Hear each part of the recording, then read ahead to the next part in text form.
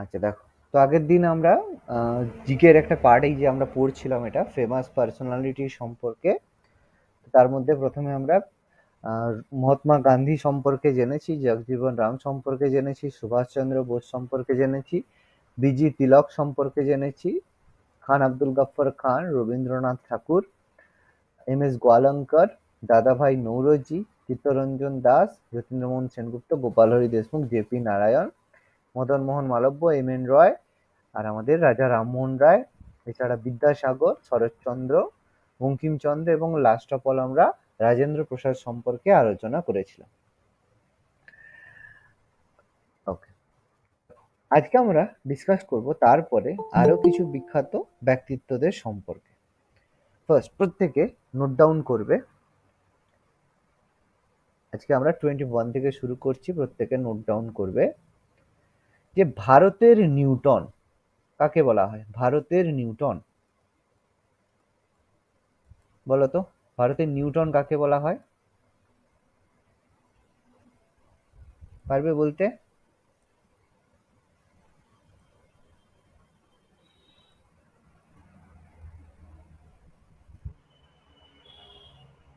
তো শুনতে পাচ্ছ? শুনতে পাচ্ছি, পারবো না স্যার। ওকে, ভারতের নিউটন, দেখো ভারতের নিউটন বলা হয় যে বিখ্যাত ব্যক্তিত্ব, তিনি হচ্ছেন ব্রহ্মগুপ্ত। ভারতের নিউটন বলা হয় ব্রহ্মগুপ্ত। এই ব্রহ্মগুপ্তের নাম শুনেছো তোমরা? দেখো, এই ব্রহ্মগুপ্ত যে আমাদের একজন বিখ্যাত গুপ্ত যুগের একজন বিখ্যাত সাহিত্যিক মানে আমাদের গুপ্ত যুগের একজন বিখ্যাত গণিতজ্ঞ ছিলেন। এই যে আমাদের যে শূন্য, জিরো, ঠিক আছে, এই জিরো বা শূন্যের আবিষ্কারক কিন্তু ছিলেন ব্রহ্মগুপ্ত। ঠিক আছে, এই শূন্য তিনি আবিষ্কার করেছিলেন। তাহলে স্যার ছোটবেলা থেকে তো আমরা আর্যভট্ট পড়ে এসেছি, কিন্তু হচ্ছে গুগলে সার্চ করলেও দেখবে যে হু ইনভেন্টেড দ্য জিরো, তাহলে দেখবে সেটা আমাদের বলবে ব্রহ্মগুপ্ত। এই ব্রহ্মগুপ্ত কিন্তু শূন্য আবিষ্কার করেছিলেন। ওকে, এছাড়া আর একটা বিখ্যাত কনসেপ্ট ব্রহ্মগুপ্ত সম্পর্কে কি, তিনি প্রথম গ্র্যাভিটির ধারণা দিয়েছিলেন। গ্র্যাভিটি মানে যেটা আমরা হচ্ছে পৃথিবীর যে মাধ্যাকর্ষণ শক্তি রয়েছে, সেই গ্র্যাভিটির ধারণা, যে একটা গ্র্যাভিটির কারণে কোনো জিনিস ওপরে যায় না, মাটিতে নেমে আসে, সেই গ্র্যাভিটির ধারণা প্রথম দিয়েছিলেন যেই ব্যক্তি, তিনি হচ্ছেন ব্রহ্মগুপ্ত। ওকে, প্রত্যেকে নোট ডাউন করেছো?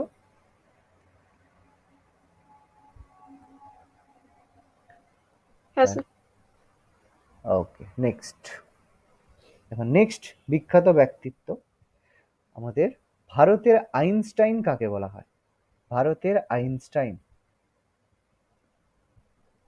ভারতের আইনস্টাইন। Isaac Newton. ভারতের Einstein Isaac Newton. Newton, Varahamihira. Newton কি ভারতীয় ছিল যে ভারতের নিউটন তাকে সরি বলবো? Sir, sorry sir. আচ্ছা, ভারতের আইনস্টাইন। বরাহমিহির নয় গো, অন্য কেউ, আর কেউ, এনিবডি? বরাহমিহির। না, বরাহমিহির নয় গো, কারণ দেখো আইনস্টাইন, বরাহমিহির কে ছিলেন বলো তো? বরাহমিহির কে ছিলেন? একজন জ্যোতির্বিজ্ঞানী ছিলেন। তো আইনস্টাইন কি জ্যোতির্বিজ্ঞানী ছিলেন না সায়েন্টিস্ট ছিলেন? তাহলে কম্পারিজনটা কার সাথে কিরকম হয় বুঝতে পারছো তো? মানে কখনো যে জিনিসগুলো যদি ভুলও করো, তো ভুলটার গ্রাউন্ডটা দেখে করবে। ওকে, তো ভারতের আইনস্টাইন বলা হয় তিনি হচ্ছেন নাগার্জুন। ওকে, নাগার্জুনকে বলা হয়। এই নাগার্জুন কে ছিল? কার পৃষ্ঠপোষকতা লাভ করেছিল, কার দরবারে ছিল বলতে পারবে? নাগার্জুন, দেখো, এই নাগার্জুন পৃষ্ঠপোষকতা লাভ করেছিল কনিষ্ক, কুষাণ সম্রাট হচ্ছে কনিষ্ক। কনিষ্কের নাম শুনেছি তো? হ্যাঁ স্যার। হ্যাঁ। কনিষ্ক, কনিষ্কর দরবারে তিনি ছিলেন, কনিষ্কের পৃষ্ঠপোষকতা তিনি লাভ করেছিলেন, তিনি কনিষ্কর দরবারে ছিলেন।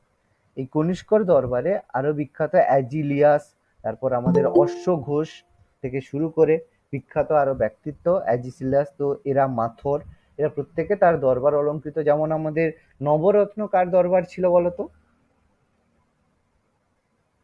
নবরত্ন, নবরত্ন কার ছিল? চন্দ্রগুপ্ত দ্বিতীয়। দ্বিতীয় চন্দ্রগুপ্ত বা সেকেন্ড চন্দ্রগুপ্ত। সেরকম কনিষ্কের দরবারেও কিন্তু এরকম বিখ্যাত তারা ব্যক্তিত্বরা তারা ছিলেন। তো জিরো আবিষ্কার করেছিলেন তিনি প্রথম, গ্র্যাভিটির ধারণা দিয়েছিলেন, তাহলে তিনি হচ্ছেন নাগার্জুন। এছাড়া নাগার্জুনকে কেন ভারতের আইনস্টাইন বলা হয়, তার একটা বিখ্যাত, আইনস্টাইন কিসের জন্য ফেমাস বলতে পারবে? Why Einstein is famous? Einstein famous কেন? আইনস্টাইন একটা তত্ত্ব দিয়েছিল, কেউ বলতে পারবে আইনস্টাইনের তত্ত্বটা কি ছিল, থিওরি? আইনস্টাইনের থিওরিটা ছিল থিওরি অফ রিলেটিভিটি, আপেক্ষিকতাবাদ তত্ত্ব। ঠিক আছে, theory of relativity, theory of relativity. তাহলে আপেক্ষিকতাবাদ তত্ত্ব আইনস্টাইন দিয়েছিলেন, কিন্তু এই আপেক্ষিকতাবাদ তত্ত্ব এটা প্রথম কিন্তু নাগার্জুন দিয়েছিলেন। ঠিক আছে, এই কারণে তাকে ইন্ডিয়ান মানে ভারতের আইনস্টাইন বলা হয়। আমরা যাই পড়ি তার ম্যাক্সিমাম কিন্তু ভারতীয়রাই কিন্তু বহুদিন আগে এগুলো দিয়ে গিয়েছিলেন। ঠিক আছে, তো আপেক্ষিকতাবাদ তত্ত্ব বা থিওরি অফ রিলেটিভিটি প্রথম নাগার্জুন দিয়েছিলেন, এই জন্য তাকে আমরা বলে থাকি ভারতের আইনস্টাইন। এছাড়া তিনি ফেমাস তার বিখ্যাত শূন্যতাবাদ তত্ত্ব, শূন্যতাবাদ তত্ত্ব বা মাধ্যমিক তত্ত্ব নামেও পরিচিত, শূন্যতাবাদ তত্ত্ব বা যেটা মাধ্যমিক তত্ত্ব নামে পরিচিত।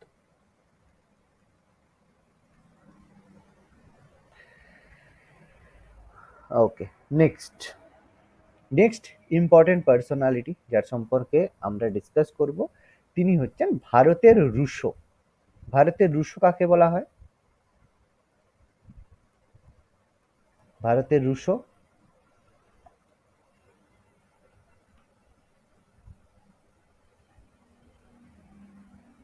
পারবে বলতে ভারতের রুশো কাকে বলা হয়? রুশো কে ছিল বলতো? রুশোর নাম শুনেছো?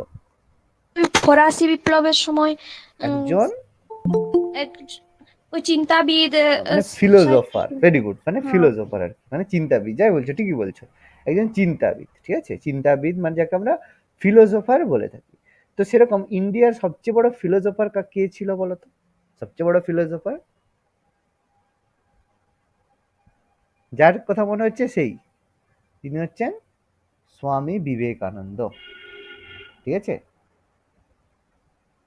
রুশোকে ঝড়ের পাখি বলা হতো। একদম। তো স্বামী বিবেকানন্দকে বলা হয় ভারতের রুশো। তো এই স্বামী বিবেকানন্দ, যার যে চিন্তা ভাবনায় বহু স্বাধীনতা সংগ্রামী তারা এর দ্বারা প্রভাবিত হয়েছেন, তো এটা অনেকেই বহু স্বাধীনতা সংগ্রামী এটা স্বীকার করেছেন যে বিবেকানন্দের যে কথায় ম্যাক্সিমাম স্বাধীনতা সংগ্রামী মানে উদ্বুদ্ধ হয়েছিলেন যে ভারতের স্বাধীনতার একটা প্রয়োজন। তো তার হচ্ছে ডেথ, বিবেকানন্দের ডেথ কবে হয়েছিল? তার মৃত্যু হয়েছিল, যেটা আমাদের কিন্তু পরীক্ষায় প্রচুর আসে, তার ডেথ হয়েছিল 1902, 1902-তে। ঠিক আছে, তিনি বেলুড় মঠ তৈরি করেছিলেন। ঠিক আছে, বেলুড় মঠ বানিয়েছিলেন, কবে বানিয়েছিল বলতে পারবে? আর হচ্ছে শিকাগোতে ধর্ম সম্মেলনে যে বক্তৃতা দিয়েছিলেন সেটা কত সালে? শিকাগো মহাসম্মেলন, এটা প্রচুরবার পড়ে, শিকাগো মহাসম্মেলন কত সালে গিয়েছিলেন? 1898। ভারত কবে বিশ্বকাপ জিতেছিল?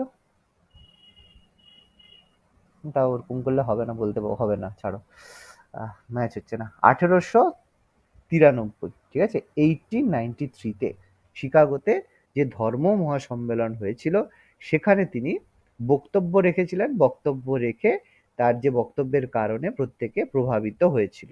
ঠিক আছে, এবং তিনি তৈরি করেছিলেন বেলুড় মঠ। কবে তৈরি করেছিল বেলুড় মঠ? 1897। 1897, 1897, মানে শিকাগো ধর্ম মহাসম্মেলন থেকে ফিরে এসে তিনি কি করেছিলেন? বেলুড় মঠ তৈরি করেছিলেন। ইম্পর্টেন্ট ইয়ার কিন্তু বেলুড় মঠ ফাউন্ডেশন, শিকাগো মহাসম্মেলন কবে হয়েছিল, তার মৃত্যু কবে হয়েছিল, তিনটে ডেট কিন্তু খুব ইম্পর্টেন্ট আমাদের কাছে। নেক্সট,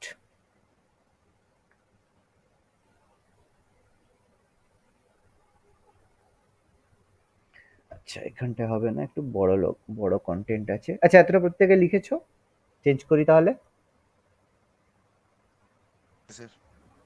স্যার নেক্সট, এবার এখানে একজন খুব ইম্পর্টেন্ট পার্সোনালিটির সম্পর্কে আলোচনা করবো আমরা।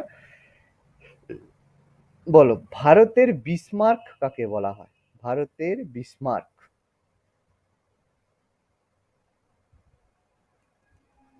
অথবা ভারতের লৌহ মানব।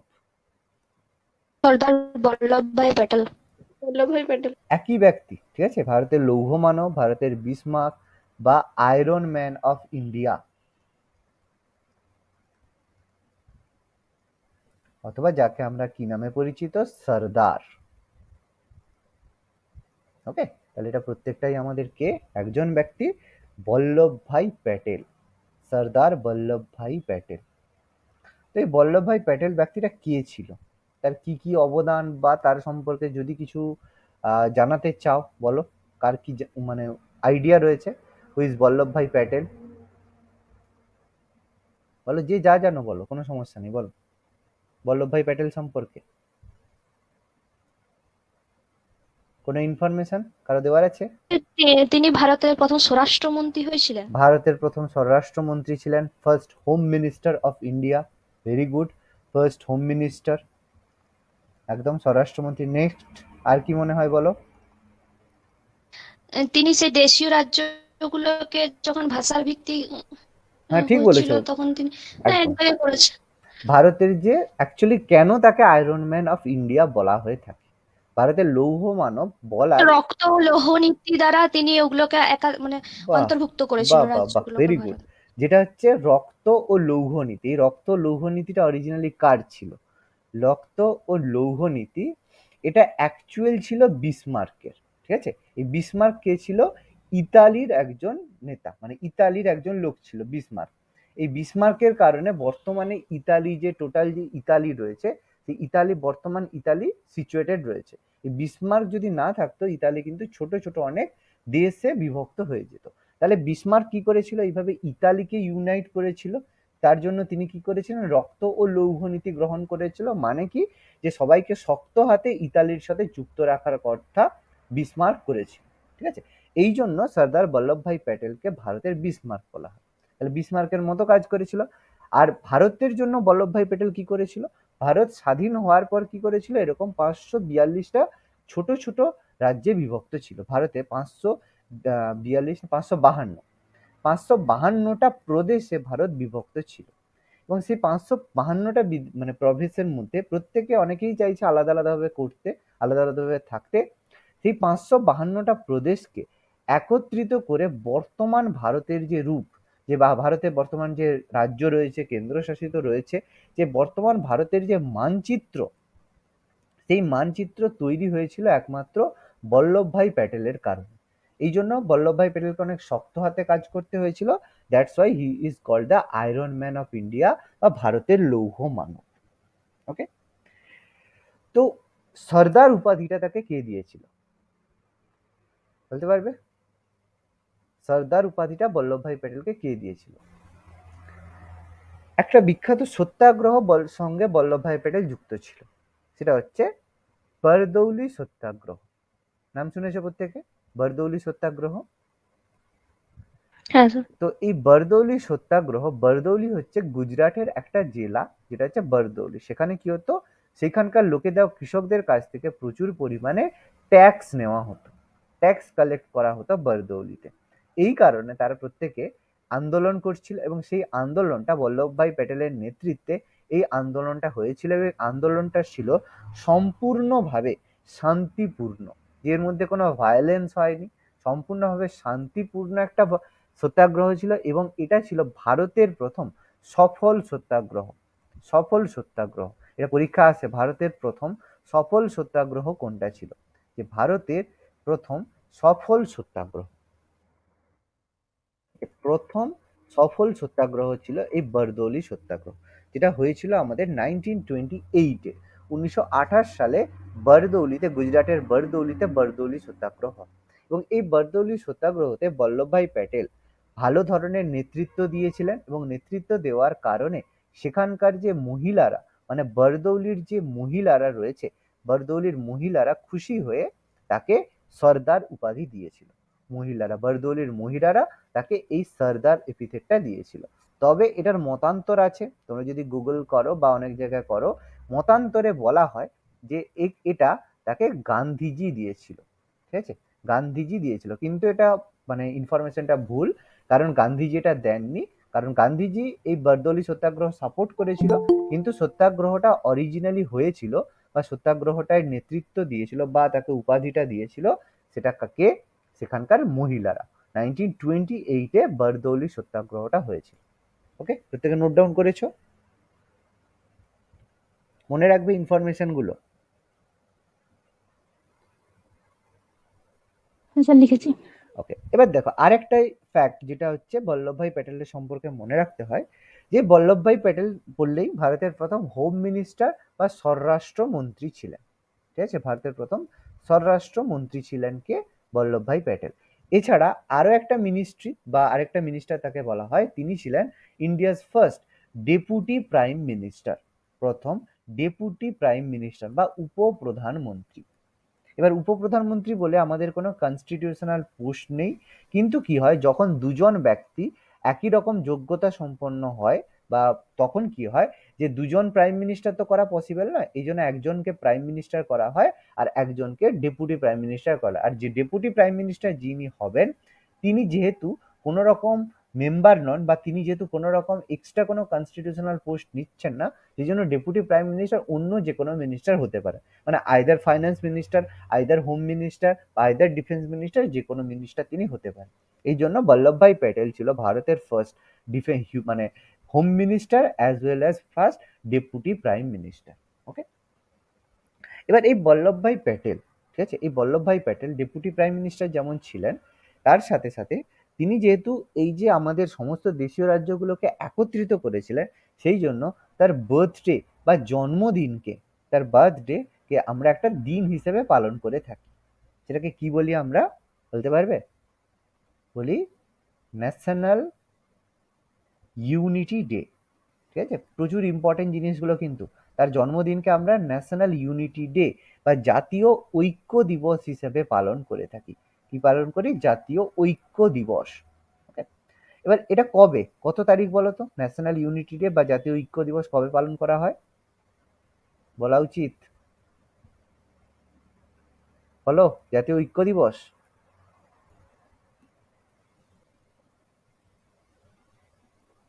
দেখো এটা পালন করা হয় আমাদের 31 অক্টোবর।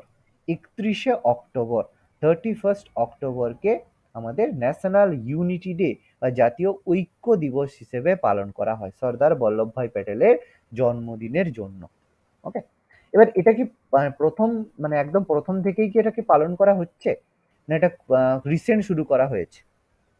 দেখো এটা শুরু করা হয়েছে 2014 থেকে, 2014 সাল থেকে, যা আমাদের বল্লভভাই প্যাটেলের জন্মদিনকে জাতীয় ইউনিটি ডে বা ন্যাশনাল ইউনিটি ডে হিসেবে পালন করা হচ্ছে। তো 2014 সাল মানে ক্ষমতায় কারা এসেছিল, পিএম কে ছিল তখন? 2014-তে পিএম কে হয়েছিল? নরেন্দ্র মোদী। নরেন্দ্র মোদী পিএম 2014-তেই হয়েছিল। তো পিএম ছিল নরেন্দ্র মোদী। নরেন্দ্র মোদী গভর্নমেন্ট এসে আমাদের প্রথম যে বল্লভভাই প্যাটেলের জন্মদিনকে জাতীয় ঐক্য একতা দিবস হিসেবে তিনি বলেছিলেন। এখন সেই থেকে আমরা প্রত্যেকে এই দিনটাকে ন্যাশনাল ইউনিটি ডে হিসাবে পালন করে থাকি। এবার এই যে জাতীয় ঐক্য দিবস পালন করার জন্য, ন্যাশনাল ইউনিটি ডে তো পালন করা হয়, এই জন্য আমাদের একটা স্ট্যাচু তৈরি করা হয়েছে, যেটাকে আমরা বলি statue of unity. Statue of of unity. Liberty. Statue of liberty কি? স্ট্যাচু অফ লিবার্টি কোথায় রয়েছে? সেটা নিউ ইয়র্কে রয়েছে, সেটা অন্য জিনিস। স্ট্যাচু অফ লিবার্টিও এটা রিপ্রেজেন্ট, স্ট্যাচু অফ লিবার্টির থেকেও এটা বড়। স্ট্যাচু অফ লিবার্টি কি ইন্ডিয়াতে? Statue of unity. হ্যাঁ, স্ট্যাচু অফ ইউনিটি। ওকে, তো স্ট্যাচু অফ ইউনিটি বল্লভভাই প্যাটেলের স্মৃতির উদ্দেশ্যেই তৈরি করা হয়েছে। যার হাইট, উচ্চতা কত? পরীক্ষায় পড়ে, কিন্তু আমি এমনি জিনিসগুলো বলছি না, প্রত্যেকটা জিনিস কিন্তু পরীক্ষায় কোশ্চেন আসে। আমি যেগুলো যেগুলো কথাগুলো বলছি প্রত্যেকটাই কোশ্চেন, শুধু টপিক পড়লে হবে না, এর মধ্যে যে আনুষাঙ্গিক আরো যেসব জিনিসপত্র, এগুলো কিন্তু আমাদের লাগে। এর হাইট রয়েছে 182 মিটার, 182 মিটার উচ্চতা। ওকে, এবং যার যেটাকে আমরা মিটার আছে, ফুটে যদি বলি 597 ফুট, 597 ফুট উচ্চতায় রয়েছে, মানে উঁচু রয়েছে এই স্ট্যাচু অফ ইউনিটি। এবার পরীক্ষায় আসে যে এই স্ট্যাচু অফ ইউনিটিটা রয়েছে, এটা কোন নদীর তীরে অবস্থিত? স্ট্যাচু অফ ইউনিটিটা কোন নদীর তীরে অবস্থিত? মনে রাখবে এটা আমাদের অবস্থিত নর্মদা নদীর তীরে, নর্মদা নদীর তীরে। এবং এটা কিন্তু বর্তমানে ভারতের, এটা কিন্তু বর্তমানে ভারতের বলবো না, পৃথিবীর সবচেয়ে উচ্চতম স্ট্যাচু, পৃথিবীর উচ্চতম স্ট্যাচু।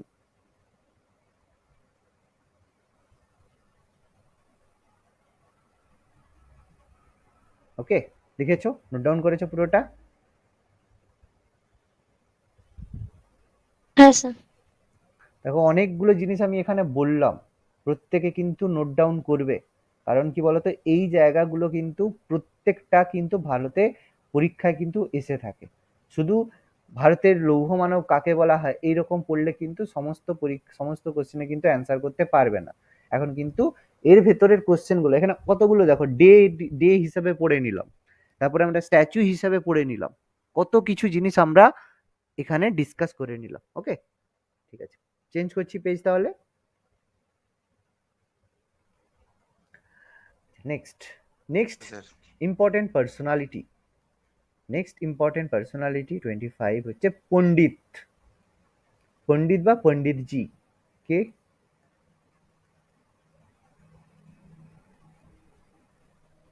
আচ্ছা, চাচা কে বলো এবার, হবে? হুম, JL Nehru. Very good, Jawaharlal Nehru. Jawaharlal Nehru. Jawaharlal Nehru. তো জওহরলাল নেহেরু কে ছিল? তো সেটা নিয়ে খুব বেশি কিছু বক্তব্য প্রত্যেকেই জানি, তবুও বলে দাও কে ছিল জওহরলাল নেহেরু সম্পর্কে। ভারতের প্রথম প্রধানমন্ত্রী। ভারতের প্রথম প্রধানমন্ত্রী। প্রধানমন্ত্রী। Next, আর ভারতের প্রথম প্রধানমন্ত্রী, আর বলো, আর কি জানো তার সম্পর্কে? বলো, যেটা জানো বলো, কোনো আর সমস্যা নেই। জানি আর কিছু জানো না? আচ্ছা, ভালো কথা। ভারতের সবসময় দীর্ঘ সময় থাকা প্রধানমন্ত্রী, সবচেয়ে বেশি লং টার্ম, কত সময়, কত বছর ছিল প্রধানমন্ত্রী?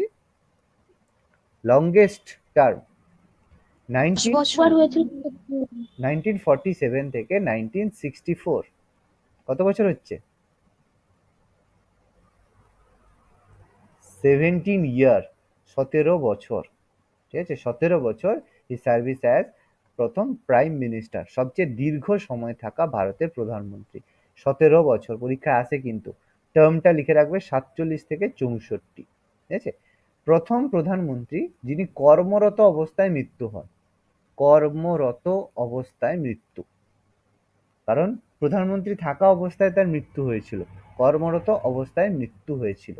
ওকে, আচ্ছা, কর্মরত অবস্থায় কতজন প্রাইম মিনিস্টার মারা গিয়েছিল বলতে পারবে?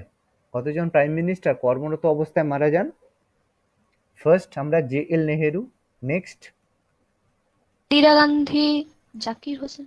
জাকির হোসেন প্রাইম মিনিস্টার ছিল বাবু, জাকির না হোসেন। না, দেখো, JL নেহেরু 1964-এ, তারপর হচ্ছে লাল বাহাদুর শাস্ত্রী। ঠিক আছে, লাল বাহাদুর শাস্ত্রী কবে মারা গিয়েছিল? 1966। আমাদের লাল বাহাদুর শাস্ত্রী তাশখন্দে মারা গিয়েছিল। ভারত পাকিস্তান যে চুক্তি হয়েছিল, যুদ্ধ হয়েছিল, তার যে চুক্তির জন্য তিনি তাশখন্দে গিয়েছিলেন এবং সেখানেই তার রহস্যজনকভাবে মৃত্যু হয়েছিল। যাই হোক, সেটা নিয়ে একটা অনেক কন্ট্রোভার্সিয়াল ব্যাপার রয়েছে। তো এই তার ডেথ সম্পর্কে 1966। আর লাস্ট অফ অল আমাদের ইন্দিরা গান্ধী। ঠিক আছে, ইন্দিরা গান্ধী কবে মারা যান, কবে ডেথ হলো? 1984। ইন্দিরা গান্ধী 1984-তে মারা গিয়েছিলেন। এরা তিনজন অফিস মানে কর্মরত অবস্থায় মারা যান। কিন্তু এটা মনে রাখবে, রাজীব গান্ধী, অনেকে ভাবতে থাকো রাজীব গান্ধী কিন্তু কর্মরত অবস্থায় মারা যায়নি। রাজীব গান্ধীকে যখন মারা হয়েছিল, বা রাজীব গান্ধীর যে ডেথ হয়েছিল, বোম বিস্ফোরণে মারা গেছিল, এটা তো জানো, টেররিস্ট অ্যাটাকে। এটা জানো না, জানো না? হ্যাঁ স্যার। এত বড় হচ্ছে কন্ট্রোভার্সি, সেই বাচ্চা তাকে বোম দিতে এসেছিল, ফুলের মালা তার মধ্যে ছিল। তো যখন এটা হয়েছিল তখন কিন্তু রাজীব গান্ধী প্রাইম মিনিস্টার ছিলেন না। ঠিক আছে, তখন আমাদের চরণ সিং প্রাইম মিনিস্টার ছিলেন। তো যাই হোক, তো এটা মারা গিয়েছিলেন। এবার জওহরলাল নেহেরু প্রথম, মানে ভারত রত্ন প্রাপক, প্রথম প্রধানমন্ত্রী যিনি ভারত রত্ন প্রাপক ছিলেন। এবার ভারত রত্ন কবে তিনি পেয়েছিলেন?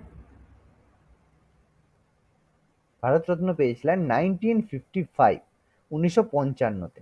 ঠিক আছে, এবার এবার এটা বলা হয় যে ভারতরত্ন যে নিজেই নিজেকে ভারতরত্ন দিয়েছিলেন।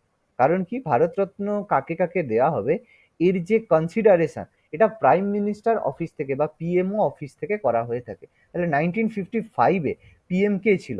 আমাদের জওহরলাল নেহরু নিজেই পিএম ছিলেন, তার মানে সে নিজেই নিজেকে ভারতরত্ন দিয়েছিল।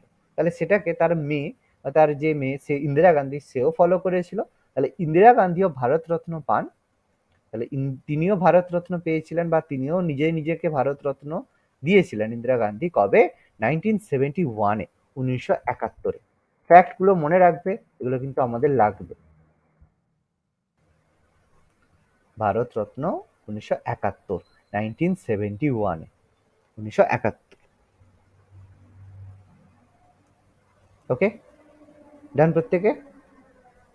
স্যার প্রধানমন্ত্রী হয়েছিলেন ইন্দিরা গান্ধী 1984 খ্রিস্টাব্দে। না, এগুলো কি লেখা আছে? মৃত্যু, ডেথ, ডেথ, মারা আমি গিয়েছে। ঠিক আছে। হ্যাঁ হ্যাঁ, দেখো, জেএল নেহরুর টার্ম ছিল 47 থেকে 64, এই জন্য জেএল নেহরুর ডেট দেখো 64। লাল বাহাদুর শাস্ত্রীর টার্ম ছিল 64 থেকে 66, 64 থেকে 66। ইন্দিরা গান্ধীর দুটো টার্ম ছিল, একটা ছিল 1966 থেকে 1976, তারপর 1979 থেকে 1984। ঠিক আছে, সেকেন্ড লংগেস্ট মানে 13 ইয়ার্স, 13 বছর দ্বিতীয় দীর্ঘ সময়ের জন্য প্রধানমন্ত্রী ছিল আমাদের ইন্দিরা গান্ধী। ওকে, ডান করেছো? হ্যাঁ স্যার। ওকে, নেক্সট। নেক্সট দেখো, ভারতের মার্টিন লুথার কাকে বলা হয়?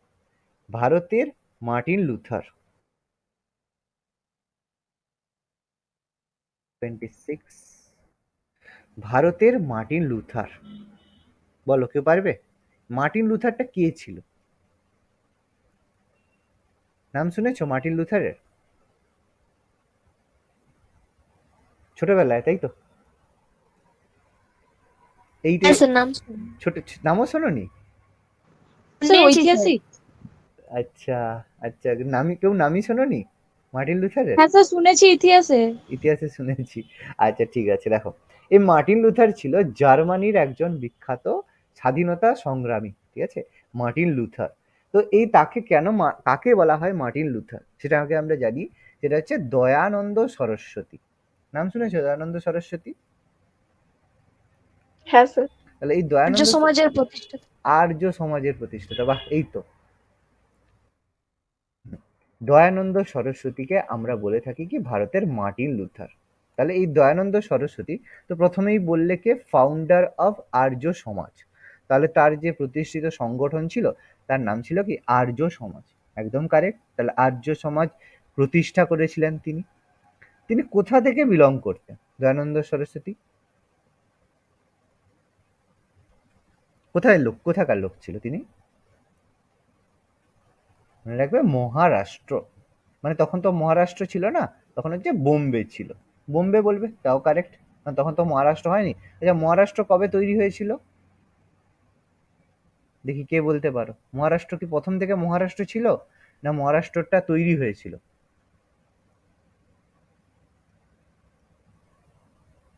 দেখো ভালো করে একটু জেনে নাও যে আমাদের কিন্তু মহারাষ্ট্র ছিল না, আমাদের একটা এরিয়া ছিল, সেটা হচ্ছে বোম্বে প্রেসিডেন্সি। বোম্বে, ঠিক আছে, এই বোম্বে ছিল। এটা 1960, মানে ভারত স্বাধীন হওয়ার পর 1960, 1960-এ কি হয়, বোম্বেকে দুটো ভাগ করা হয়। বোম্বে প্রেসিডেন্সিটাকে দুটো ভাগ করে দেওয়া হয়। তার যে নর্থ পোর্শন, সেটার নাম করা হয় গুজরাট, মানে এখন যেটা আমাদের গুজরাট। আর সেকেন্ড পোর্শনটার নাম করা হয় মহারাষ্ট্র। ওকে, তাহলে ছোটবেলা থেকে আমাদের কি পড়ানো হয়েছে, যেটাই মুম্বাই, যেটাই বোম্বে, সেটাই মুম্বাই। ছোটবেলা থেকে এই কথাটা শুনে এসছো তো? শুনে এসছো না শোনোনি কেউ? হ্যাঁ স্যার। তাহলে সেটা ছোটবেলা থেকে একটু ভুল শুনে এসছো। বোম্বে একটা প্রেসিডেন্সি ছিল ইংরেজদের সময় থেকে, যার যেটা দুটো পার্ট, যেটা থেকে আমাদের গুজরাট আর মহারাষ্ট্র তৈরি হয়েছে কবে, 1960-এ। এই মহারাষ্ট্রের একজন স্বাধীনতা সংগ্রামী, বা যাকে আমরা বলবো সমাজ সংস্কারক, স্বাধীনতা সংগ্রামী না বলে আমরা এটাকে দয়ানন্দ সরস্বতীকে বলবো, তিনি একজন সমাজ সংস্কারক ছিলেন, সোশ্যাল রিফর্মার ছিলেন, সমাজ সংস্কারক। আমাদের প্রথম সমাজ সংস্কারক হিসেবে কার নাম বলি আমরা বলো তো? প্রথম সমাজ সংস্কারক ভারতীয়দের মধ্যে প্রথম সমাজ সংস্কারক কে ছিল বলো তো? ডিরোজিও। রাজা রামমোহন রায়। বাহ! ডিরোজিও অনেক পরে গো। আর তাছাড়া ডিরোজিওকে ভারতীয়দের সেভাবে বলি কিন্তু অতটা নয়। কিন্তু প্রথম সমাজ সংস্কারক যদি বলা হয় সেটা অবশ্যই আমাদের রাজা রামমোহন রায়। আচ্ছা, রাজা রামমোহন রায় সম্পর্কে আগের দিন আলোচনা করেছি? হ্যাঁ হ্যাঁ স্যার। ওকে, ওকে। তাহলে প্রথম সমাজ সংস্কারক বললে রাজা রামমোহন রায়। আচ্ছা, তাহলে দয়ানন্দ সরস্বতী আমাদের ফেমাস কেন? মহারাষ্ট্রে তিনি কি করেছিলেন? প্রথম শুদ্ধি আন্দোলন প্রবক্তা করেছিলেন। এই শুদ্ধি আন্দোলনটা কি কেউ একটু এক্সপ্লেন করতে পারবে? হোয়াট ইজ শুদ্ধি আন্দোলন? স্যার যারা মুসলিম ধর্ম থেকে হিন্দু ধর্মে আসতে চাইতো ধর্মান্তরের, এটা আচ্ছা, কি ছিল? আর কেউ বলো, বলো। আর কেউ? এনিবডি? আর কারো কনসেপ্ট? এনিথিং? কারো? আচ্ছা, দেখো। বৈদিক যে শিক্ষা তার সাথে পাশ্চাত্য জ্ঞান বিজ্ঞানের যে বলো, বলো, বলো। বলো না, যেটা ক্লিয়ার বলো না। আমি কি বকি তোমাদেরকে কিছুর জন্য? ভুল বললে কি বকি? মন খুলে বলো, যেটা মনে হচ্ছে সেটাই বলো। অবশ্যই আমি ক্লিয়ার করব। ঠিক আছে, বলো। আর কিছু? যার যেটা মনে হবে ফ্রিলি বলবে। ঠিক আছে, এর জন্য কোনো অসুবিধা নেই, ফ্রিলি বলবে। দেখো, শুদ্ধি আন্দোলনটা কি ছিল? যে আমাদের চার্টার অ্যাক্ট এসেছিল। চার্টার অ্যাক্ট আমরা শুনেছি? চার্টার অ্যাক্ট কবে এসেছিল? প্রথম চার্টার অ্যাক্ট? 1813। প্রথম চার্টার অ্যাক্ট এসেছিল 1793-তে, 1793-তে। তারপর এসেছিল 1813, তারপর এসেছিল 1833, তারপর এসেছিল শেষ 1853। প্রতি 20 বছর অন্তর দেখতে পাচ্ছি আমরা, প্রতি ডিফারেন্ট 20 বছর অন্তর যে 20 ইয়ার গ্যাপে এসেছিল। এবার এই চার্টার অ্যাক্টের উদ্দেশ্য ছিল কি, ভারতের যে শাসন ব্যবস্থা রয়েছে সেই শাসন ব্যবস্থাকে রিফর্ম করার জন্য, মানে সেটা ঠিকঠাকভাবে যাতে কাজ করছে কিনা সেটাকে দেখার জন্য আমাদের চার্টার অ্যাক্ট এসেছিল। এবং এই একটা ইম্পর্টেন্ট চার্টার অ্যাক্ট তার মধ্যে ছিল, চার্টার অ্যাক্ট 1813।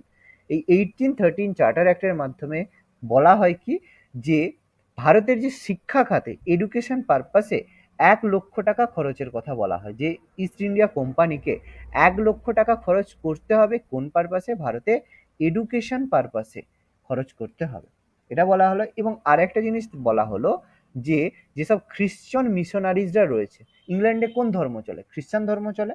তো যেসব খ্রিশ্চান মিশনারিজরা রয়েছে তারা কি করতে পারে? ভারতে এসে ধর্ম প্রচার করতে পারে। তাহলে খ্রিশ্চান মিশনারিরা এসে কি করলো? ভারতে এসে ভারতে যেসব হিন্দু মুসলিম রয়েছে, ভারতে তো হিন্দু মুসলিম ছিল, খ্রিস্টান তো সেরকম ছিল না। তো ভারতে যেসব হিন্দু মুসলিমরা রয়েছে তাদেরকে জোর করে খ্রিস্টান করতে শুরু করলো। জোর করে কাউকে ভয় দেখিয়ে, লোভ দেখিয়ে খ্রিস্টান ধর্মে রূপান্তরিত করা শুরু করলো। দয়ানন্দ সরস্বতী কি করলো? এটা উপলব্ধি করলেন যেটা এক ধরনের ফোর্সফুল কাজ। এই জন্য তিনি কি করলেন? আবার যারা এইভাবে যাদেরকে হিন্দু করা হয়েছিল, মানে এইভাবে যাদের হিন্দুকে ট্রান্সফর্ম করা হয়েছিল খ্রিস্টানে, তাদেরকে আবার পুনরায় হিন্দু ধর্মে ফিরিয়ে আনার জন্য তিনি যে আন্দোলনটা করেছিলেন সেটাই শুদ্ধি আন্দোলন নামে পরিচিত। এটা মহারাষ্ট্রে শুরু করেছিলেন, এটা ধীরে ধীরে সারা ভারতে ছড়িয়ে পড়েছিল। ওকে, বুঝতে পারলে? মনে থাকবে? হ্যাঁ স্যার। ওকে, এটা কিন্তু যে মুসলিম হিন্দুর এই ব্যাপারটা নয় কিন্তু, ঠিক আছে? ঠিক আছে, এটা কেউ একজন বললে যে মুসলিমদের হিন্দু করা বা হিন্দুদের মুসলিম, এটা কিন্তু নয়, এটা কিন্তু টোটালি ভুল। এটা খ্রিস্টানদের ব্যাপারটা ছিল। এবং একটা জিনিস ফ্যাক্টর মাথায় রাখবে, এই যে দয়ানন্দ সরস্বতী বলো, যেসব স্বাধীনতা মানে সমাজ সংস্কারক ছিল, তারা প্রত্যেকেই কি করছিল? হিন্দুদের ওপরই কাজ করেছিল। মুসলিমদের ওপর কিন্তু সেভাবে শুদ্ধি আন্দোলন সেভাবে কিছু হয়নি। এই কারণেই আমাদের আমাদের যে বলা হয়, এই যে নামটা বলো, সৈয়দ আহমেদ খান। ঠিক আছে, সৈয়দ আহমেদ খান এই জন্যই হিন্দু মুসলিমদেরকে সেপারেশন করতে পেরেছিলেন তার দ্বিজাতি তত্ত্ব, টু নেশনস থিওরি দিয়ে। এর ফলে 1875-এ আমাদের আলিগড় মুভমেন্ট শুরু করেছিল সৈয়দ আহমেদ খান। ঠিক আছে, যাই হোক, এটা আমাদের পরের একটা কনসেপ্ট, তো সেটা আমরা পরে ডিসকাস করবো। দেখা এতটা প্রত্যেকের ক্লিয়ার? স্যার বোম্বে প্রেসিডেন্সির কোন ভাগটা গুজরাট আর কোন ভাগটা মহারাষ্ট্র আরেকবার আচ্ছা, বলে দেন না? আরেকবার বলে দিচ্ছি। বোম্বে প্রেসিডেন্সির যে নর্থ পোর্শনটা, উত্তর পোর্শনটা, নর্থ পোর্শনটা হচ্ছে গুজরাট, আর সাউথ পোর্শনটা হচ্ছে মহারাষ্ট্র। ঠিক আছে, নর্থটা গুজরাট আর সাউথটা হচ্ছে মহারাষ্ট্র। আচ্ছা। ওকে।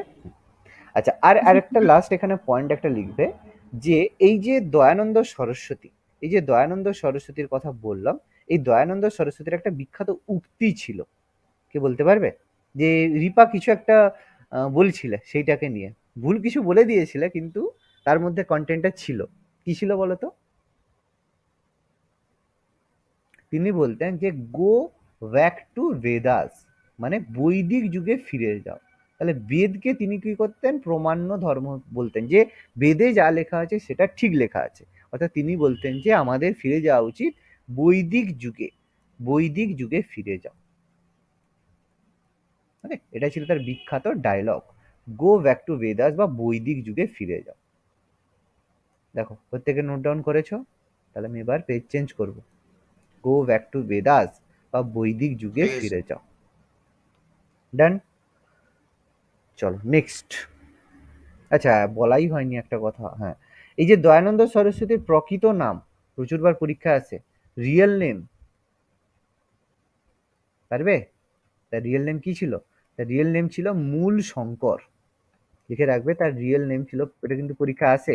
তার দয়ানন্দ সরস্বতীর প্রকৃত নাম ছিল মূল শঙ্কর।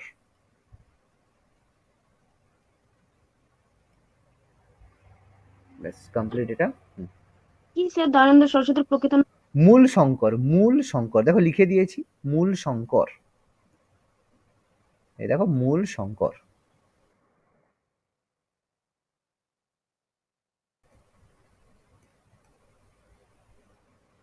ওকে,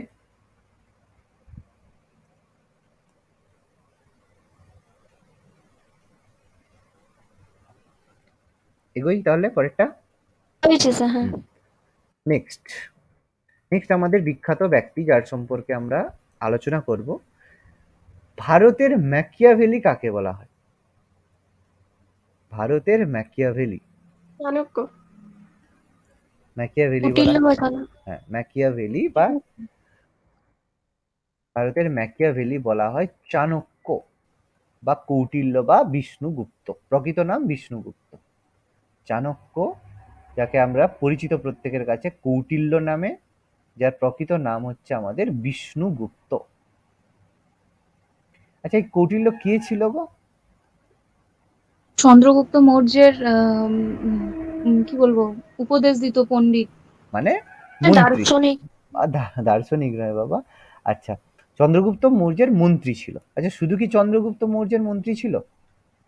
ইনি হ্যাঁ, অর্থশাস্ত্রের রচয়িতা বিন্দুসারেরও ছিলেন। ছিল। একদম তক্ষশিলার একজন। একদম একদম, বলো বলো বলো, যেটা মনে হচ্ছে বলো, ঠিক বলেছো। তক্ষশিলায় তিনি শিক্ষা গ্রহণ করেছিলেন, তাই ওখানে পাণ্ডিত্য করতেন। Very good. তাহলে তিনি চন্দ্রগুপ্ত মৌর্য আর তার পুত্র বিন্দুসার, বিন্দুসারের প্রধানমন্ত্রী ছিলেন। ভেরি গুড, প্রধানমন্ত্রী ছিলেন। তাহলে তিনি কোথায় শিক্ষাগত করতেন বা কোথা থেকে তিনি বিলং করতেন? সেটা হচ্ছে তক্ষশিলা বা তক্ষশিলা, যেটা বর্তমানে কোথায় রয়েছে? পাকিস্তানে রয়েছে। পাকিস্তান। বিহার হ্যাঁ, নয়, বিহার নয়, হায় হায়, হ্যাঁ, ওটা তো নালন্দা, বিহারের নালন্দা, ঠিক আছে। তক্ষশিলা যেটা বর্তমানে পাকিস্তানে রয়েছে, রাওয়ালপিন্ডি, পেশোয়ার, পাকিস্তান, এখানে বর্তমানে রয়েছে। তিনি তক্ষশিলায় প্রথমে স্টুডেন্ট ছিলেন, তারপর তিনি সেখানে শিক্ষকতাও করতেন তক্ষশিলা থেকে। তো এই তার লেখা বিখ্যাত বই, চাণক্যের যে বই, সেটা কি নামে পরিচিত জানি প্রত্যেকে বলো? অর্থশাস্ত্র। অর্থশাস্ত্র। অর্থশাস্ত্র, যেটা আমাদের খুবই ফেমাস বই। অর্থশাস্ত্র, যেটা তার বিখ্যাত বই ছিল, চাণক্যের লেখা বই অর্থশাস্ত্র। ওকে, তিনি চন্দ্রগুপ্ত মৌর্য এবং বিন্দুসারের কিন্তু প্রধানমন্ত্রী ছিলেন। খুব ইম্পর্টেন্ট ইনফরমেশন। তার লেখা বই আমাদের প্রচুরবার পরীক্ষায় আসে, অর্থশাস্ত্র। তাকে বলা হয় ভারতের ম্যাকিয়াভেলি। ওকে, ইন্ডিয়ান ম্যাকিয়াভেলি। আচ্ছা, এই ম্যাকিয়াভেলি কে ছিল বলো তো? ম্যাকিয়াভেলি বলা হচ্ছে, ম্যাকিয়াভেলি কে ছিল? ম্যাকিয়াভেলি ছিল একজন ইতালির কূটনীতিবিদ, ঠিক আছে, ডিপ্লোমেট, ইতালির কূটনীতিবিদ। এই জন্য বড় কূটনীতিবিদের যখনই এক্সাম্পল আসে, তখন আমরা ম্যাকিয়াভেলির নামটা বলে থাকি। ইতালির কূটনীতিবিদ ছিল ম্যাকিয়াভেলি। এবার আমরা ডিসকাস করব আরো একজন ব্যক্তিত্ব, যাকে আমরা বলি মারাঠাদের ম্যাকিয়াভেলি।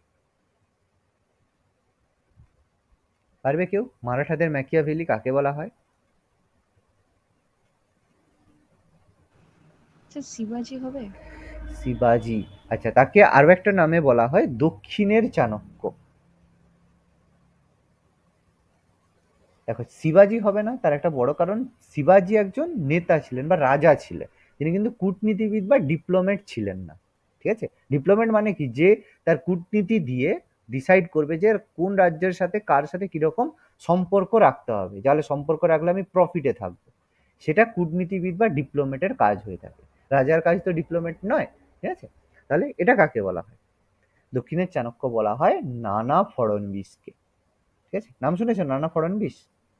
হ্যাঁ হ্যাঁ শুনেছি স্যার, ভুলে এই না, গেছি। একদম নানা ফড়নবিশকে বলা হয় দক্ষিণের চাণক্য। মারাঠাদের বিখ্যাত যে পেশোয়ার সময় যারা পেশোয়া তন্ত্র হয়েছিল মারাঠাদের ক্ষেত্রে, সেই পেশোয়াদের মধ্যে মানে নানা ফড়নবিশ একজন বিখ্যাত ডিপ্লোম্যাট ছিলেন মাধব রাওয়ের সময়। যাই হোক, এটা আমরা পরে ডিসকাস করবো এগুলো সম্পর্কে। আচ্ছা, নেক্সট খুব ইম্পর্টেন্ট, দেখো দক্ষিণের মনু। দক্ষিণের মনু, এই মনু কথাটা বলা হয়, মনু কথাটা কোন সেন্সে ইউজ করা হয়? মনু কথাটা কখন ইউজ করা হয়? মনু এই থেকে যে আমাদের বল। প্রাচীন ভারতের ল সম্পর্কে জানা যায় বাহ বাহ মনুচরিত্র বাহ বাহ, থেকে। Very good very good very good, এই তো এইরকম করে অ্যান্সার করবে, তখন ভালো লাগবে। Very good. মনু মানে আমাদের কথাতেই আসে, মনের মধ্যে যেটা প্রথমেই আসে সেটা হচ্ছে মনুস্মৃতি, তাই তো? মনুস্মৃতি তোমাদের হচ্ছে এটাও বৈদিক যুগটাও পড়িয়েছি আমি। মনুস্মৃতি, সেই মনুস্মৃতি কি বিষয়ক বই ছিল? আইন বিষয়ক, তাই তো? এই মনুস্মৃতিকে জনসমক্ষে কে পুড়িয়ে দিয়েছিল? B R Ambedkar. B R Ambedkar. তাহলে আম্বেদকর, বি আর আম্বেদকর। আর আম্বেদকর কি ছিল? ভারতের প্রথম আইন মিনিস্টার ছিল, first law minister of India, হুম। তাই তো? ভারতের প্রথম আইন মন্ত্রী বা ল মিনিস্টার ছিল, first law minister of India ছিল আম্বেদকর। তাহলে father of constitution. Father of constitution, very good, এই তো এরকম করে বলবে, very good, father of constitution. ভারতের সংবিধানের জনক বলা হয়। দেখো কোনোটাই ইররিলেভেন্ট নয়, যেটাই মনে হবে বলবে সঙ্গে সঙ্গে, আমি সঙ্গে সঙ্গে ভেরিফাই করে দেবো হ্যাঁ তুমি ঠিক বললে কিনা, নাহলে মনে। ইন্ডিয়ান মনুও তো বলা হয় বি আর বাহ, আম্বেদকর। এই তো বাহ, এই তো বাহ বাহ, very good very good. B R আম্বেদকরকে বলা হয় ভারতীয় মনু। বাহ, এই তো খুব সুন্দর। বি আর আম্বেদকরকে বলা হয় ভারতীয় মনু। বাহ, তাহলে এখানে আমাদের ভারতীয় মনু মানে একটা, দেখো এটাও আর একটা নিকনেম হিসেবে আমাদের হয়ে গেল, ঠিক আছে? ভারতীয় মনু, ভারতীয় মনু বি আর আম্বেদকরকে বলা হয়। এবার আমার কোশ্চেনটা হচ্ছে দক্ষিণের মনু, এটা কাকে বলা হয়?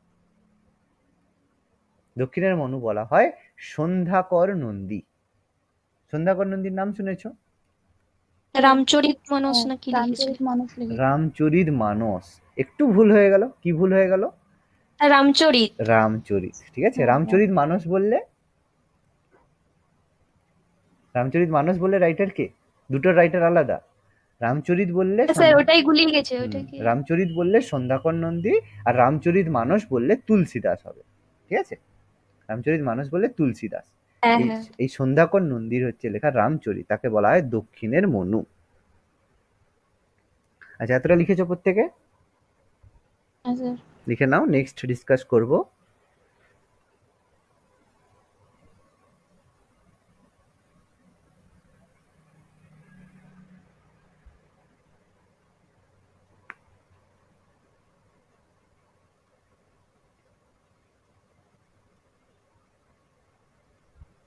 হয়েছে স্যার। ওকে, নেক্সট নেক্সট আমরা ডিসকাস করছি ভারতের নাইটেঙ্গেল কাকে বলা হয়? ভারত, সরোজিনী নাইডু। ভারতের ভারতের নাইটেঙ্গেল, বা তাকে আরো একটা বলা হয় সরোজিনী নাইডু। ভারতীয় বুলবুল। ভারতীয় বুলবুল কাকে বলা হয় বললে বলো?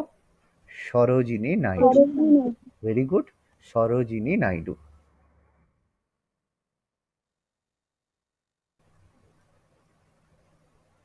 সরোজিনী নাইডু, ভেরি গুড, যাকে আমরা বলে থাকি ভারতের নাইটেঙ্গেল বা ভারতীয় বুলবুল। আচ্ছা, যদি এই কোশ্চেনটাই আমাদের একটু অন্যভাবে দেয়, বা এটাকেই যদি যেটার সাথে আমাদের গুলিয়ে যায়, যে ভারতীয় নাইটেঙ্গেল আমি তো বললাম সরোজিনী নাইডু, এবার কোশ্চেনটা যদি আমাদের এরকম দেয়, যেটা আমরা নেক্সট আমরা ডিসকাস করব, যে এশিয়ার নাইটেঙ্গেল, তখন কি হবে? এশিয়ার নাইটেঙ্গেল বলতে পারবে? ভুলে গেছি। আচ্ছা, এর সাথে আমি আরেকটা বলছি, স্বর কোকিলা কাকে বলা হয়? Lata Mangeshkar. Lata Mangeshkar. Very good, Lata Mangeshkar. Lata Mangeshkar. Lata Mangeshkar, very good. স্বর কোকিলা, স্বর কোকিলা কাকে বলা হয়? লতা মঙ্গেশকর। লতা মঙ্গেশকর। জ্ঞান সরস্বতী, লতা মঙ্গেশকর। একদম সবগুলোই লতা মঙ্গেশকর, বা তাকে বলা হয় নাইটেঙ্গেল অফ বলিউড, বলিউডের নাইটেঙ্গেল, নাইটেঙ্গেল অফ বলিউড। প্রত্যেকে আমরা জানি নান আদার দেন লতা মঙ্গেশকর।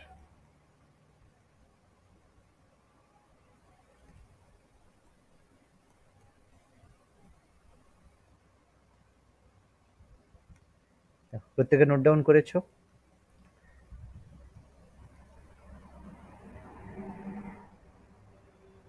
হ্যাঁ স্যার। ওকে, নেক্সট।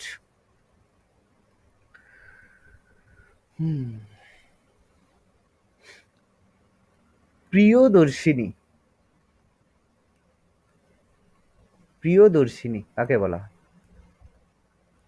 বা আয়রন লেডি অফ ইন্ডিয়া,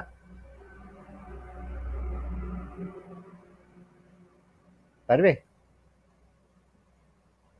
মনে ছিল স্যার, ভুলে গেছি। বলা হয় ইন্দিরা গান্ধীকে, ইন্দিরা গান্ধী, ঠিক আছে? ইন্দিরা গান্ধীকে বলা হয় ভারতের, তাকে বলা হয় প্রিয়দর্শিনী, গান্ধীজি তাকে প্রিয়দর্শিনী বলতেন, এবং হচ্ছে ইন্দিরা গান্ধী, এবং হচ্ছে সেটা হচ্ছে ইন্দিরা গান্ধীকে বলা হয়ে থাকে। ওকে, আচ্ছা, ইন্দিরা গান্ধী সম্পর্কে ইনফরমেশন আমি অলরেডি দিয়ে দিয়েছি। ভারতের প্রথম মহিলা প্রধানমন্ত্রী, মহিলা প্রধানমন্ত্রী, সেকেন্ড লার্জেস্ট টাইম 1966 থেকে 1984, মাঝখানে গ্যাপ রয়েছে 66 থেকে 69, সরি 66 থেকে 76, আর হচ্ছে 1980 থেকে 1980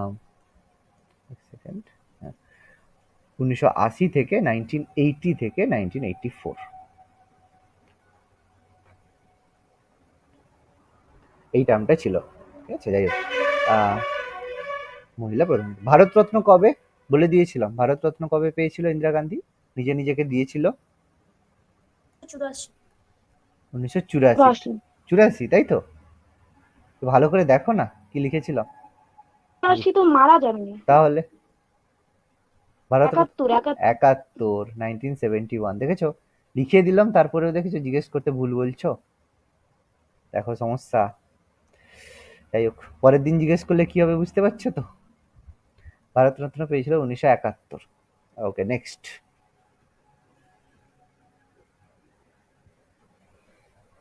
নেক্সট বিখ্যাত ব্যক্তিত্ব। আচ্ছা, আরেকটা জিনিস মনে রাখবে, আয়রন লেডি অফ ইন্ডিয়া আরেকজনকে বলা হয়, সেটা হচ্ছে শর্মিলা চানু, ঠিক আছে? শর্মিলা চানুকেও বলা হয়ে থাকে। স্যার কে ছিল শর্মিলা চানু? শর্মিলা চানু একজন আমাদের স্বাধীনতা সংগ্রামী ছিল, ফ্রিডম ফাইটার ছিল, তাকেও আমাদের ভারত ছাড় আন্দোলনের সময় তার বিখ্যাত অবদান ছিল শর্মিলা চানু, তাকেও আয়রন লেডি অফ ইন্ডিয়া বলা হয়ে থাকে। আচ্ছা, নেক্সট আমাদের হচ্ছে শহীদ ই আজম, শহীদ ই আজম বলতে পারবে কেউ? শহীদ ই আজম, ভগৎ সিং। ভগৎ সিং, বা তাকে বলা হয় শহীদদের যুবরাজ, শহীদদের যুবরাজ বলা হয় Bhagat Singh, the legend of Bhagat Singh, Bhagat Singh. এই ভগৎ সিং কে ছিল, এর সম্পর্কে কি জানো বলো? স্যার একজন বিপ্লবী সংগ্রামী। কোন দলের, কোথা থেকে বিলং করতো, কোন দল, কিসের জন্য ফেমাস, এনিথিং এক্সট্রা কোনো ইনফরমেশন? তো মন্টেগু চেমসফোর্ড যখন হয়েছিল রাইটার্স বিল্ডিং এ, তখন বোম নিক্ষেপ করেছিল, তাই তো? হ্যাঁ বোম আচ্ছা, নিক্ষেপ করেছিল। ওকে ওকে, আর কিছু বলো, আর কিছু। দেখো, ভগৎ সিং সম্পর্কে যেটা আমাদের প্রথম মনে রাখতে হবে, যে ভগৎ সিং এর ফাঁসি কবে হয়েছিল, কারণ তার ফাঁসি একটা বড় ঘটনা ছিল। তার ফাঁসি হয় কবে, পরীক্ষায় কোশ্চেন আসে। তার ফাঁসি হয়েছিল, মনে রাখবে, 23শে মার্চ, কিন্তু তার থেকে ইম্পর্টেন্ট সাল 1931, 1931 সালে হয়েছিল।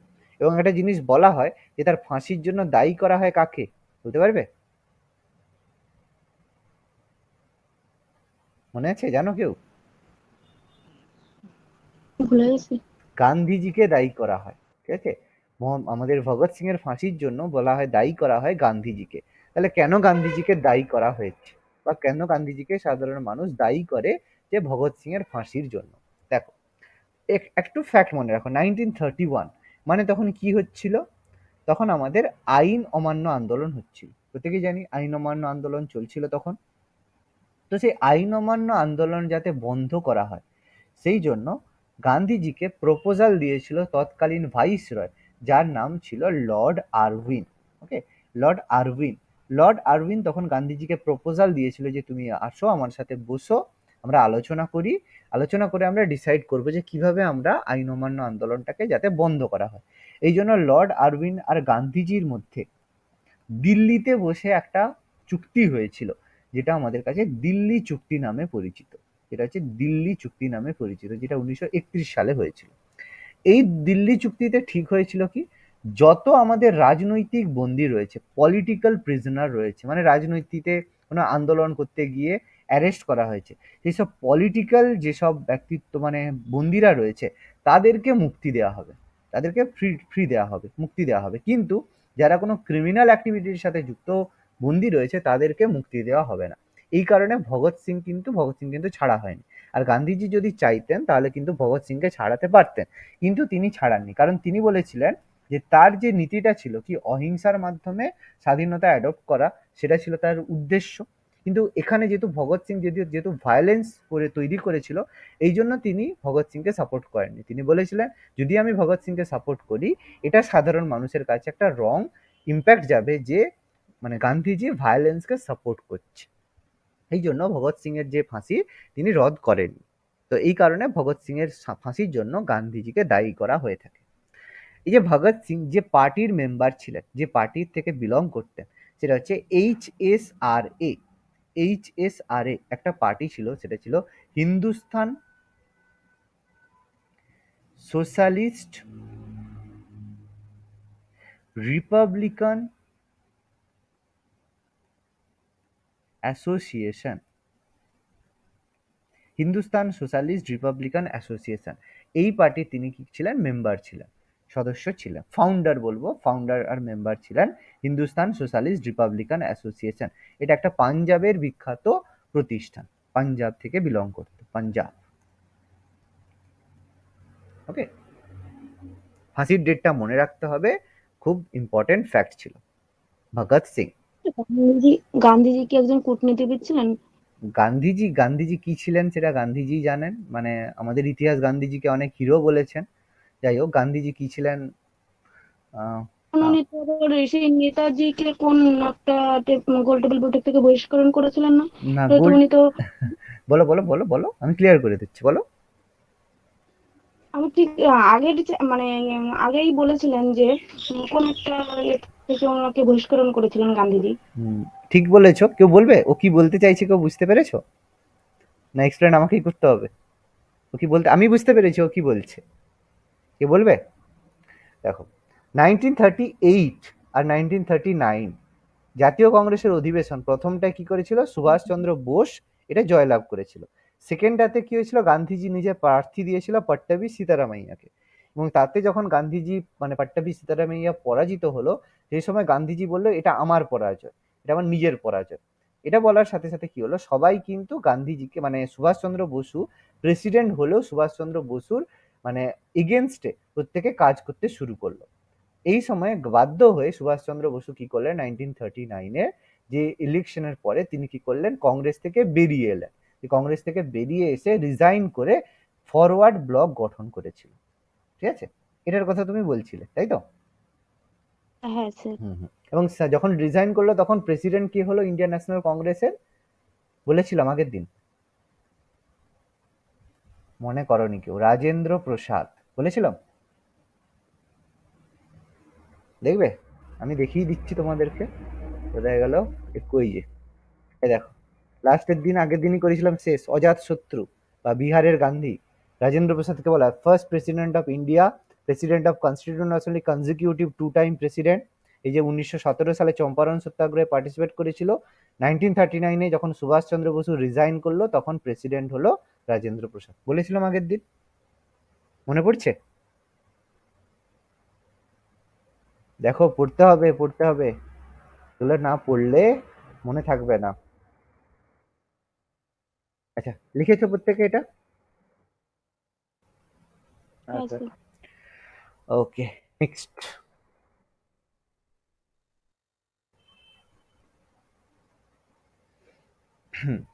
লোকপ্রিয়, লোকপ্রিয় কাকে বলা হয়? লোকপ্রিয় কাকে বলা হয়? দেখো, লোকপ্রিয় বলা হয়, দীনবন্ধু মিত্র। না, বলা হয় গোপীনাথ বরদৌলিকে। গোপীনাথ বরদৌলি এখানে একজন গুজরাটের স্বাধীনতা সংগ্রামী ছিলেন, গোপীনাথ বরদৌলি। লোকপ্রিয় তাকে বলা হয়ে থাকে, লোকপ্রিয় বলা হয় গোপীনাথ বরদৌলিকে।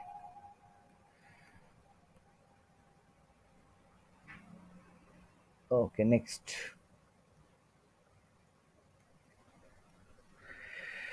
আচ্ছা, দক্ষিণ ভারতের সক্রেটিস, দক্ষিণ ভারতের Socrates, South Indian Socrates. Socrates কে ছিল গো? নাম শুনেছো সক্রেটিস? হ্যাঁ স্যার। ইতিহাসে শুনেছি। ইতিহাসে শুনেছি। কি করেছিল? শুনেছি। কি করেছিল? কি ছিল? কে ছিল সে? একজন গ্রিসের একজন, মানে গ্রিস, ঠিক আছে, গ্রিসের একজন, এই মানে কি বলবো, সোশ্যালিস্ট, মানে সমাজ, মানে যেমন হচ্ছে ফিলোসোফার, গ্রিসের একজন ফিলোসোফার ছিল। তো দক্ষিণ ভারতের সক্রেটিস কাকে বলা হয়? বলা হয় একজন, তার নাম হচ্ছে পেরিয়ার ইভি রামস্বামী। পেরিয়ার ইভি রামস্বামী, তাকে বলা হয় দক্ষিণ ভারতের সক্রেটিস। ঠিক আছে, তিনি তামিলনাড়ুতে শুদ্ধি আন্দোলনের সাথে যুক্ত ছিলেন। শুদ্ধি আন্দোলন কি বললাম, বলে দিয়েছি। তামিলনাড়ুর শুদ্ধি আন্দোলনে তিনি একজন বিখ্যাত নেতৃত্ব প্রদানকারী ছিলেন, পেরিয়ার ইভি রামস্বামী।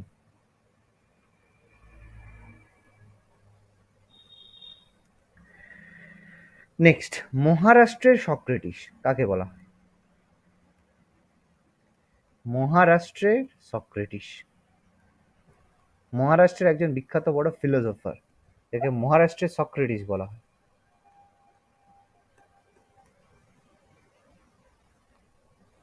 তার নাম হচ্ছে মহাদেব গোবিন্দ রানাডে। নাম শুনেছো? এমজি রানাডে। হ্যাঁ হ্যাঁ। মহাদেব, আন্দোলনে শুনেছি। হ্যাঁ, মহাদেব গোবিন্দ রানাডে, এমজি রানাডে। এই এমজি রানাডে ফেমাস কিসের জন্য ছিল বলতো? এমজি রানাডে, তো এই এমজি রানাডে কার পলিটিক্যাল গুরু ছিলেন, যেটা আমি এখানে ডিসকাস করব।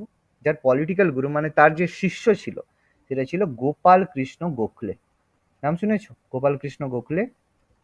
হ্যাঁ। গোপাল কৃষ্ণ গোখলের পলিটিক্যাল গুরু ছিল, ওয়াজ দ্য পলিটিক্যাল গুরু, মানে রাজনৈতিক গুরু, পলিটিক্যাল গুরু গোপাল কৃষ্ণ গোখলে। আর এই গোপাল কৃষ্ণ গোখলে আবার পলিটিক্যাল গুরু কার ছিল? গান্ধীজি। গান্ধীজি। আর কেউ? আর কারো? না শুধু গান্ধীজির? না আরো কোনো ফেমাস পার্সোনালিটি আছে যার পলিটিক্যাল গুরু গোপাল কৃষ্ণ গোখলে ছিল? একজনের ছিল, মনে পড়ছে না। দুজন বিখ্যাত লোক, একটা হচ্ছে, মানে যাই হোক, এরকম বলা তো উচিত না। আচ্ছা, একজন হচ্ছে মোহনদাস করমচাঁদ গান্ধী, আরেকজন হচ্ছে কে? মোহাম্মদ আলী জিন্না। আলী ছিলাম। ঠিক আছে, মোহাম্মদ আলী জিন্না দুজনেরই পলিটিক্যাল গুরু ছিলেন আমাদের আমাদেরকে গোপাল কৃষ্ণ গোখলে, মোহাম্মদ আলী জিন্না আর মোহনদাস করমচাঁদ গান্ধী। এই মানে গোপাল কৃষ্ণ গোখলের অনুরোধেই কিন্তু মহাত্মা গান্ধী সাউথ আফ্রিকা থেকে এসেছিল। কত সালে এসেছিল সাউথ আফ্রিকা থেকে? ভারতে কবে এসেছিল গান্ধী? 1915 সালে। ঠিক আছে, 1915 সালে এরই অনুরোধে মহাত্মা গান্ধী সাউথ আফ্রিকা থেকে ভারতে এসেছিল গোপালকৃষ্ণ গোখলের অনুরোধে। ওকে, আচ্ছা, এটা তো প্রত্যেকে জানি। ছত্রপতি শিবাজি। শিবাজি মহারাজ, ছত্রপতি বলা হয় শিবাজিকে। ওকে, এটা সম্পর্কে এবার আমরা ডিসকাস করব। খুবই ফেমাস পারসন, সেটা হচ্ছে অগ্নি শিশু। বলো, এটা তো বলা উচিত। ভুলে ক্ষুদিরাম বসু। ক্ষুদিরাম বসু, বাহ, ভেরি গুড, ক্ষুদিরাম বসু।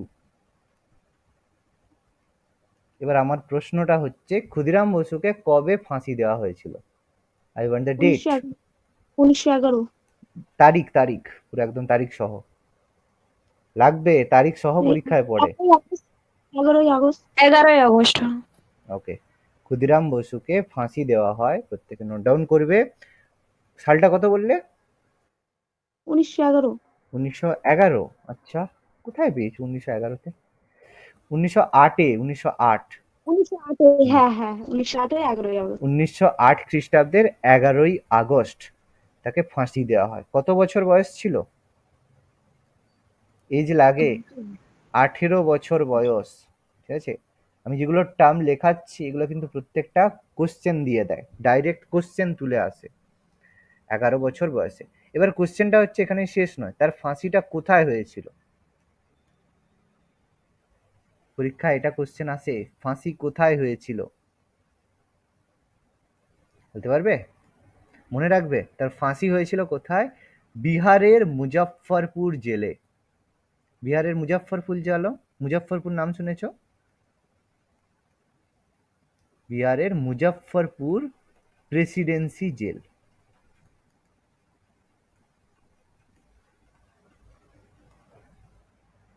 ওকে,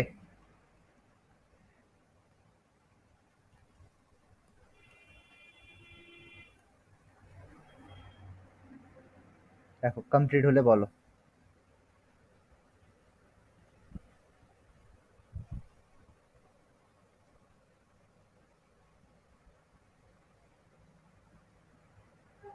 হ্যাঁ স্যার, হয়ে গেছে।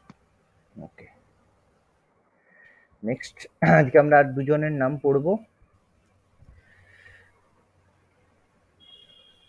বলো, ভারতে বিপ্লববাদের জননী কাকে বলা হয়? বিপ্লববাদের জননী। মাদাম ভিকাজি রুস্তমজি কামা। মাদাম কামা বা মাদাম ভিকাজি রুস্তমজি কামা। কি কারণে ফেমাস, কি জানো তার সম্পর্কে? তিনি একজন স্বাধীনতা সংগ্রামী ছিলেন। ওকে, আর আর আর কিছু, আর কোনো ফেমাস ইনফরমেশন তার সম্পর্কে?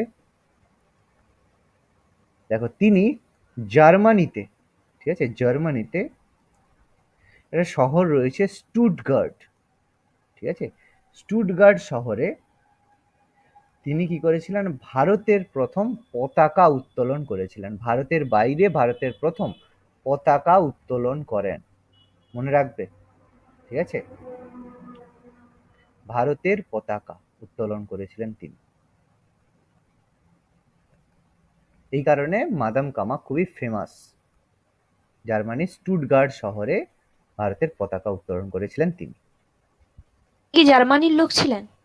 লোক বলতে কি বলতো, মানে প্রবাসী ভারতীয় বলতে পারো। অ্যাকচুয়ালি সেই সময় তো ওইভাবে কিছু না, যেমন দাদাভাই নৌরোজি যদি বলি, লালা হরদয়াল বলি, এরা অ্যাকচুয়াল ভারতীয় নয়, কিন্তু ভারতীয়দের স্বাধীনতা সংগ্রামের জন্য এদের অবদান প্রচুর ছিল।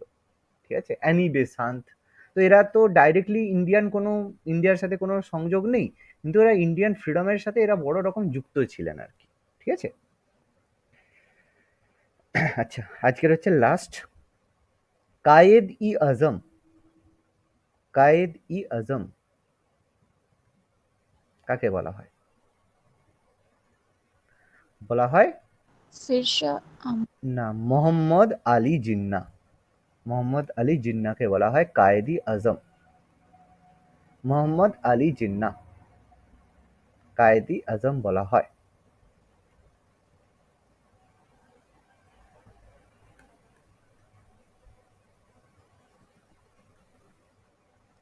নোট ডাউন করেছো প্রত্যেকে?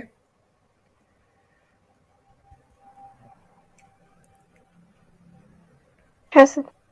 ওকে, দেখো পরের দিন আমরা এরপরে আরো কিছু ডিসকাস করব, তোমরা এতটা কিন্তু পড়ে রাখবে একটু, ঠিক আছে? একটু ভালো করে পড়বে, জিনিসগুলো একটু বারবার রিভিশন করবে। এটা শুধুমাত্র কিন্তু জিকে ক্লাস নয়, প্রত্যেককেই বলছি এই টপিকটা শুধুমাত্র জিকে নয়, হিস্ট্রির কিন্তু ম্যাক্সিমাম হিউজ পোর্শন কিন্তু আমি এখানে ডিসকাস করে দিচ্ছি। একটু প্রত্যেকটা পয়েন্ট ভালো করে পড়বে, রেকর্ডিংটা বারবার দেখবে, ইউটিউবে গিয়ে এই আমাদের রেকর্ডিংটা যেটা দিচ্ছি ইউটিউবে গিয়ে অফলাইনে সেভ করে রেখে শুনবে আমি কি কি পয়েন্টগুলো বলেছি, বারবার পড়বে, মনে রাখবে এটা কিন্তু শুধু জিকে টপিক নয়, হিস্ট্রিটাও এখান থেকে কিন্তু অনেকটা পড়া হবে। ওকে।